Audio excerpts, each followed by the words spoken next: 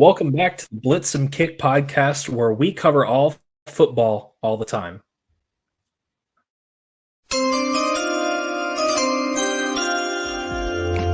With the first pick in the 2023 NFL Draft.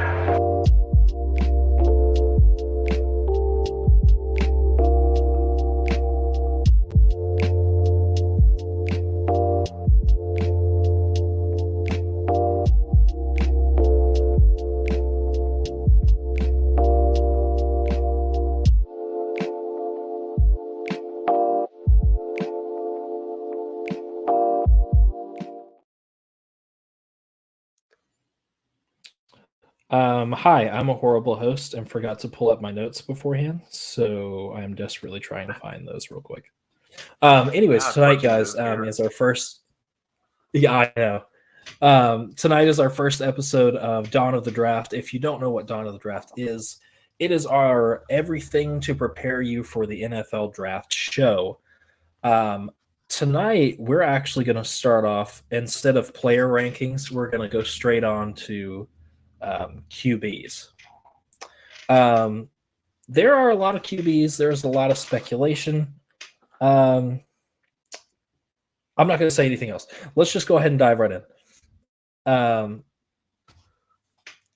It's spicy. I have to put him first. I think months ago I would have put Caleb Williams, but I'm just concerned that he is not going to be all that. Yeah, I like this pick. I like Jayden Daniels. I like him out of all the QB prospects this year, and yeah, I like what you're thinking. So, yeah. Out of those two fits, which would you prefer for Jayden Daniels to be, and why? Me personally, I feel like he's a better fit for Atlanta. You know, bottom line is Atlanta needs to address the QB situation. I mean, I know, we've talked about it and, past episodes me and Jay have. He's sold on Desmond Ridder, and while there's some glimpses there, I feel like Jayden Daniels is the better fit for Atlanta. Just a mobile quarterback, has a lot of veteran presence in the pocket, very athletic QB prospect. And my opinion, by far the most athletic QB in this year's draft class. So, and like with Arthur Smith's offensive scheme, Jayden Daniels foots the bill. So that's if Arthur Smith knows what he's doing. He's been very hated this season by most fantasy players because he has no idea what to do with Kyle Pitts, Drake London, and Bijan Robinson. I think throwing Jayden Daniels in there will force him to move the ball around more to more people. What did I put about Daniels? Heisman winner. He put up similar stats to Burrow this season. That's not easy. He's a dual threat playmaker, and he's kind of that big play waiting to happen kind of guy. I think he's going to go sooner than a lot of people are anticipating him to. But for me, he's probably the best quarterback in this class, and that's saying a lot. My only downside for him, though, well, I have a couple of them, is, he has average arm strength, arm talent, doesn't have a lot of velocity for his throws, and he shows some inconsistent accuracy in short and medium range, but the long range balls, like, he'll drop dimes all day long. Yep. Oh, yeah. So, I mean, granted, there's a lot of upside. I feel, there's a lot of time between now and draft day for him to develop those accuracy issues. But, we've seen a lot of things happen, in years past with the draft where, one player may be mid and then just make a jump like instantly. So I think Jayden Daniels, he definitely has that, work ethic in him to really rise in the draft quite a bit. So. I agree. Those mechanics. Speaking of which, for people that don't know, Kyle and I are going to be at the Combine this year, giving exclusive media coverage, on-site mock drafts based on how people perform, all kinds of really good information. And I think, to your point, Jaden Daniels is going to be one of those people that excels at the combine. I think he's going to wow some people. Let's go on to our second quarterback, Drake May. I don't know. Here's what I have. He has a prototypical build for an NFL QB. He looks the part. He works well in an air raid system. He can run well when it's scripted. But he was inconsistent in 2023. But I think the right system could fix those problems. And it fully depends on where he lands. I'm Mitch Trubisky 2.0. I'm sorry. I've said it for like all year long. It's history repeating itself. I'm sorry. I'm not sold on Drake May. Sure, he does show some glimpses of, greatness, if you will. But we've seen it happen with another North Carolina prospect, Mitch Trubisky. And I guess to your point, you could say Sam Howell too, because he's good, but he's very turnover ridden. Yes. And, out of the best fits that you have, I don't want to see history repeat itself again with him going to Chicago, but I see someone seeing like him as like this once in a generation type and him going number 2 overall again, like, another North Carolina prospect going number 2 overall. Mm-hmm. And I see him going to Washington rather than, rather than New England or Chicago. We'll get to that. I had one for Washington. Anything else on Drake May? I'm just in complete agreement. I think he's more of a project than a come in and win now type of player. Yeah, his mechanics, I feel like they do need a lot of work. He tends to throw the ball across his body way too much, and it leads him to throw the occasional bad pass. And his base and follow through is sometimes inconsistent, which leads to short accuracy issues. That if he can work on those things, or if you get the right coaching to where they can work on those mechanics, maybe it'll work out. But I'm not 100% sold on it. Nowhere where he's going to get drafted, do I think would be beneficial for him, which is the problem. Yeah. So, let's go to our third quarterback. I don't like him. I have a long history of not liking him. I didn't like that he won the Heisman. I don't care that you paint your nails, but when you're painting vulgar things, what is that message going to send to kids? And I didn't like that we celebrated that by handing him the Heisman. He is the biggest baby that I can think of. That's why Aaron Rodgers was my first thought. Great arm strength. Relies on playmaking skills over athleticism. Patrick Mahomes-esque style plays. Runs off the script well. But overall, I don't want him to be the leader of my team. I don't want him in my locker room. Which is why I think the Commanders are dumb enough to pull the trigger, or the Giants, to add him to the roster. Yeah, I can agree with that. Sure, he does have great accuracy, on all 3 levels. He processes plays fairly well, so on and so forth. We've seen the tape. He can play very well. Yeah, he can. His demeanor and locker room presence, he's going to find out real quick. Like some NFL pros, they're just not going to put up with it. And I could see it being a situation where he tells person the wrong thing, and that person's just going to let him have it, plain and simple. Probably. And, he has the potential. He can be good, but he's a little too quick and too aggressive is how I like to describe him. And that sometimes leads to bad, decision making, and which again is going to lead him to, potentially be on the sideline real quick with a clipboard. Yep. And then it's just like, well, this is what you get. But the sad thing is, wherever he gets drafted, he'll still be more talented than the quarterback in front of him. That's the sad thing. That is the sad thing. But to your point, I could see the Commanders pulling the trigger on taking him. I don't really necessarily want to see him go to Washington, No. but I could see it happening. Honestly, in my new projection, I kind of have him going just inside the top 10. He falls out of the top 5. Yeah, I could Yeah, see so- that.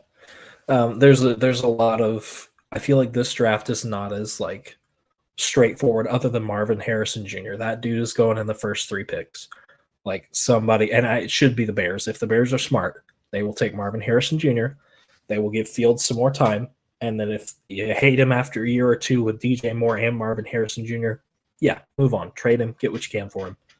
But I just think it's too early for them to make a decision on Fields. And I think the smartest thing to do would be to pick up a generational talent in Marvin Harrison Jr. And that's just Absolutely. so. I could see Caleb Williams falling for sure. I agree with that. Who do we? Oh, I know who we have next. I'm excited about this one. Look, I am a Penix stan. I really am. I don't think he gets enough credit. I don't think he gets enough respect. And he really does remind me of Tua. I think that oh man, Caleb just liked our video. That means he's watching. I'm waiting for the comment of, man, you got to get into the shop because I'm about to play your ad in a few minutes, and I haven't been in there for a minute. You can tell, but that's all good. Penix, man, Penix is. Ooh. What's your thoughts on Penix? Do you think he benefits like Joe Burrow from having really good receivers, or do you think he's all that? I think he's a great talent for sure. Tremendous arm strength. He has a lot of velocity behind his throws. Above average deep ball actually as well. If nothing else, he puts his receivers in great position for 50-50 balls. And honestly, I think the best fit for him out of those 2 teams would be Tampa Bay. Because you do have 2 good wide receivers with Mike Evans and Chris Godwin. And yep. But I was looking at your notes, and I agree with you at the same time. Durability issues. Yep. He had 2 ACL tears, one in 2018, one in 2020, and 2 AC joint separations in 2019 and 2021. Some teams may be wary of that, but they may not. They may take the gamble and pick up Penix, and it bode well for them. Yeah. I think the biggest sell for him, he's just a great thrower. He really is. He's got great timing, good release, but his leadership. Who else goes to the Heisman and puts all of your teammates on your jacket and walks in? Like, he didn't care that it was about him. He wanted it to be about his teammates, everybody that got him to that point. I'm sold on Penix. I think Penix will have a good NFL career if he's put in the right spot. But he's a lefty. I'm waiting for all the people to come out and say, oh, but he's a lefty. It doesn't matter. Tua's made it work. I mean, Tua hasn't won a Super Bowl, but he's made it work. What are your final thoughts here on Penix? I look for him to go up a little bit as well, as far as like draft projections, especially, since the BCS championship is on Monday. It kind of is that last chance for him. I know, right? It's kind of a chance for him to shine and really put his stamp on this season, kind of prove that, maybe he should have won the Heisman, or, he's going to be a good, NFL prospect. So, yep. We got one more. But don't play too well. I still want Michigan to win. So, yes. Duh. We have one more, and then we're going to hit our new ad real quick, which is still a work in progress, but it is what it is for now. Bo Nix. So many things you could do with this dude. You were talking about Mitchell Trubisky. This is my Mitchell Trubisky. He's going to look great because of the system he's in. but he's a dual threat player. He improved as a passer and playmaker in Oregon's offense. He was okay at Auburn. Arm strength is great. Anticipation for the receiver is great. He could be a legitimate QB1 with the right coaching staff. Now, do I think he's going to be a top 10 passer in the NFL? No. He's going to be a game manager, but a very good game manager. The Rams, I could see the Rams doing this because Stetson Bennett experiment is not panning out. Stafford is aging. I mean, he's playing phenomenal. Don't get me wrong, but he's still aging, and age is going to be a factor. Or the Raiders. I could see the Raiders being dumb enough to say Bo Nix is the best quarterback on the draft board. Let's take Bo Nix and nothing but Bo Nix. That just feels like a Raiders move to me. But I'm torn because numbers don't lie either. And he tied oh my lord. He tied Jaden Daniels for passing touchdowns this season with 3 interceptions. I mean, you can't do a whole lot better than that. Yeah. So, what are your thoughts on Nix? Overrated, blah. See, you compare him to Mitch Trubisky. In my mind, he's Daniel Jones. Ooh, yeah, okay. Like, I was thinking about it as I'm making my notes, and realistically, sure, the best fit that you have is, the Rams. But I'm going to throw another team out there that I feel would be dumb enough to pull this move off. And I'm going to throw the Giants in there because they're like, oh, hey, Bo Nix. He plays just like Danny Dimes. Let's go ahead and pick him up. So I could see it. I mean, granted, yeah, he does have a lot of athletic ability, especially in an offense that requires a lot of movement. Very good arm strength, can fit into a lot of tight windows with velocity to back it up. But again, it's just like it really depends on what team drafts him.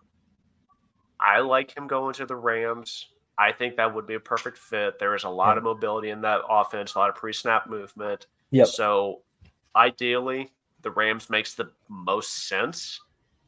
But I'm going to throw that wild card in there and say the Giants are dumb enough to pick him up as well. Just like you said, the Raiders are as well. So yeah, I agree. Let's hear from our sponsor, and then we'll keep rolling. Fresh Cuts has been one of our amazing sponsors since day one. Slide on over to Fresh Cuts, talk to Caleb, because it's not just a haircut, it's an experience. Book with him now. Mondays are his most available days, but you can hit him up anytime for a fresh cut.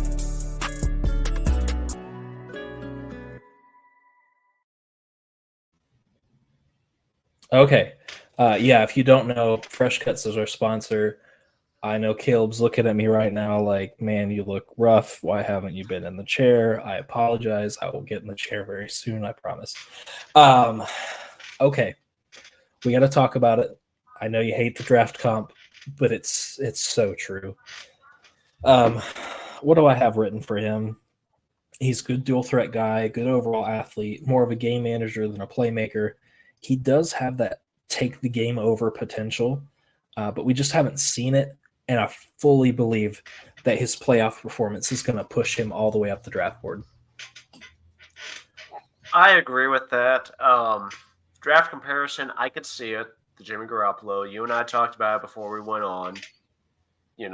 Everything I've read, they're comparing him to a mobile Kirk Cousins, which I don't hate, but I don't like. So I know Minnesota is real high on this guy, and I don't see any reason for them to pick him up. I do like him going to New England, though. I feel like that would be a better fit for him than San Francisco. But, yeah, there's just a lot of mechanics that McCarthy needs to work on, absolutely has to work on. He's very mobile, yes, shows great pocket presence, but his ball placement and velocity need a lot of work. Need a lot of work. So while I am a little high on McCarthy, being a Michigan fan, and while I wouldn't mind the idea of Minnesota taking him, I just don't see where we take him within the top 15. I don't see him as a top 15 quarterback. Mhm. If you want him that bad, trade back, get more picks to help him out and the team out, and take him later. Exactly. I don't think that many teams want to take him in the first 15 picks. So I think you'd be safe. Let's move on to Quinn Ewers. This one, he's had such a weird college career. Yeah. He's grown up a lot. I will say that. He has grown up a lot because at Ohio State, I thought he was kind of childish and wasn't ever going to make it. Texas, his first year, he was like, okay. And then his second year, he really demonstrated that he could be a leader. I don't know if you love the draft comp. I didn't do these draft comps, by the way. Kyle did these draft comps. So I was kind of surprised when I saw some of them too. But I can see the Dak Prescott thing here where I can see it. he could take games over. He's very unorthodox, but reliable down the stretch. I think that's what's going to sell a lot of NFL teams on his potential, is that he is a reliable thrower down the stretch. I mean, look at the Sugar Bowl. He was that close to beating Washington, and it was great. It was great ball placement. It's just the defense just played better. I can agree with that. The arm talent is definitely there. Can throw in the run. Very mobile guy. Like you said, he's really matured a lot since his days at Ohio State. Injuries are a little, I don't want to say they're like dragging him down, but he has shown a little bit of, durability issues. Not much. Mm-hmm. I'm not sure I'm sold on him going to the Rams. I don't want to say Minnesota. You could see it, though. I could see it. I mean, maybe Kyle saw something that I didn't. Maybe you see something that I didn't. But, he's definitely a good talent. And, again, some inconsistency with the throwing mechanics. The sidearm release may have a little bit of the issues with, his velocity. But, I mean, how many times have we said it in like years past, though? Like, oh, mechanics. And then, lo and behold, once it comes time to draft day or even, off-season workouts, it's like, oh, hey, mechanics are just fine now. So, yeah. I mean, Anthony Richardson was a great example of that, where we were like, mechanics. Like, he can throw the ball far, but can he get it accurately out? Didn't seem to hurt him for as long as he was uninjured this season. So, just needs to learn to slide. I do want to hurt you a little bit in this way by saying that Ewers could fit with Minnesota also, because Minnesota, I feel like, is a system, a QB-friendly system. I think Kirk Cousins thrives because of a lot of the weapons he has around him, not necessarily because Cousins is the best quarterback in the game. So I'm not even good. Actually trying like to I'm not even hurt. I'm not even hurt because there's so much truth behind that. Yeah. Yeah. I mean, Dalvin Cook was a great, offensive weapon out of the backfield. Jefferson, arguably one of the top 3 receivers. Hawkinson, arguably one of the top 3 tight ends. Yeah, you're gonna, thrive when you have those types of weapons. So you know where Dalvin Cook is now, right? I did see that. I did see the report that he signed with Baltimore. I think it's a great fit. I wish it would have happened earlier for fantasy purposes. Oh, no kidding. But I digress. I felt the same way about another player that I can't remember right now. Moving on. Let's go Shedeur Sanders. Look, I regret to say this, but I was on the Colorado hype train for the first 2 or 3 games of the season. I was like, okay, Colorado's there. Dion is going to make it happen. Shedeur looked amazing at Jackson State, and I thought he's going to do it once he hits Colorado. And he just didn't. And that's sad because he's a great athlete. I do blame Dion a little bit about that. I do too. Okay. Might have rushed him.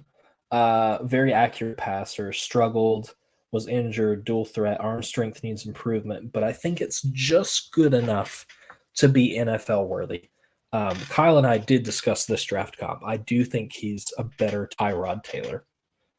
And that's about where the buck stops. I think if he works harder, if he puts more time in, he could be much better than Tyrod Taylor. But that's just what I see. I also saw a little bit of flashes of like Lamar-ish type of making things happen, and like when the play breaks down, just kind of making things work with his legs. Not saying he is Lamar, but just that like style of, okay, I'm going to make a play happen. So Shedeur for me could definitely be in the conversation, but it's going to be between like picks 20 and 32 or the second round. See, okay, so I know I might catch a little flack for this. I might not. But honestly, tell me you hate Kenny Pickett and we're friends forever. I mean, I don't like Kenny Pickett for sure. But I think Shedeur is coming out a year too early. I think so too. I think if he took one more year, he'd be way better. I feel like, because sure, he did a lot of great things for an FCS school. And this was his first year in a Division I FBS school. Mm-hmm. But he got injured. And it kind of halted what we could have seen. So I feel like he does need to spend another year in college, kind of develop a little more, realize the level of competition is a lot greater than that of FCS schools. And 100%. Then it definitely puts him in a position to be more NFL ready this time next year. 100%. Give me 1 second. Okay, I fixed it. There was something going on with the stream. Okay, Shedeur. Let's move on to Joe Milton. Look, I might be one of the few people that will actually give Joe Milton some credit. Some Tennessee fans, chill out. Some. That dude has an absolute cannon attached to his shoulder. Oh my God. If he could fix the rest of his mechanics, if he could fix his ball placement, if he could fix his timing, he would be Josh Allen. And that's what Kyle and I said. He's got that big body frame. He can move. He's got that cannon. If he could refine things, he'd be something. And I wasn't sure if you'd like these best fits either. But I don't hate it. I don't hate it. But the draft comparison, it's funny. You guys said Josh Allen. I said Josh Allen / Lamar Jackson type of quarterback. You know, definitely that dual threat who can fire it down the field. He doesn't have a lot of accuracy, though, throwing the ball. Just for fine, here I go again, mechanics. And then, I think he could, really develop real well be a good prospect for any NFL team going into the draft. He is going to be 24. I think you and I talked about that. So he kind of has that Stetson Bennett effect, if you will. So, that might make some teams a little wary. Although, who knows? I mean, could be a team out there. It's just like, oh, hey, here we go. It's probably better for like a second-day pick rather than a first-day pick, though. 100%. Yep. Especially with our last quarterback, Michael Pratt. He stamped his name into relevance when he beat the crap out of Caleb Williams' USC team 2 years ago. Or was that 2 years? I guess it is 2 years ago now. It's 2024, Matt. In the Cotton Bowl. He's definitely not going to be a day one guy. If anybody's just now catching up onto our stream, not everybody in this is going to be a day one guy. We just think that he could be a later round pick that actually pans out for people. And I want to say, as a leader, he is outstanding. This is a guy that you want in your locker room. This is a guy that you want to build a culture around. The problem is I don't see him as much better than Brock Purdy. I think that's where the buck stops. But to be fair, Brock Purdy has done a lot of good things. He really has. He's exceeded expectations. He probably was never expected to take over that offense. Pratt could be the same way with some work. He still needs some work on his mechanics. In case you've missed the word of the episode, it's mechanics. I was going to say, I feel like this is Pee Wee's Playhouse. We just need to do something whenever mechanics is mentioned. Yes, I agree. Here, I'm going to go ahead and make something real quick. Go for it. What were your thoughts on I could Michael definitely Pratt? see the Brock Purdy comparison. I'm gonna take it a step further because I do feel like he's going to be a day 3, pick. Kirk Cousins coming out of the draft. No one thought much of Kirk Cousins coming, draft day, back in 2012. He was the second quarterback taken for the Commanders. RG3 was, obviously number 2 pick that draft. But, he did show some relevance once RG3 went down. I see the same thing with Michael Pratt. He was a 4-year starter, which is what some teams prefer. Not a lot, but, they're what some teams prefer.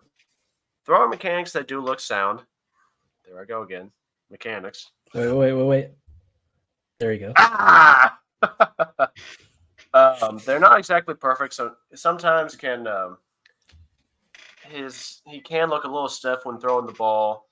Yeah. But no, I see him being a good system quarterback for the right team. I think I would lean more towards Seattle.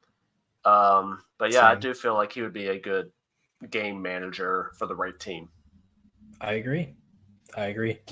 That is all for our QBs this week. Next week, we're going to touch running backs and maybe something else. It might just be running backs. Brad has the attention span of a goldfish. But I think it's just running backs next week. There is actually a good handful of running backs coming out this year. And as we all know, it's a very undervalued position, but boy, is it really key if you get a really good running back. And we're going to look over some guys you could get early. We're going to look over some guys you could get late. And then at the end of the month, we're going to do our full 150 player rankings for Blitz and Kicks podcast of who we feel are the best prospects coming into the draft. However, that's all we have for tonight. Thanks for tuning in, guys. Roll Tide, Mr. Houston. Go Blue. Yeah, I know. All right, we'll see you guys later. Thanks for tuning in.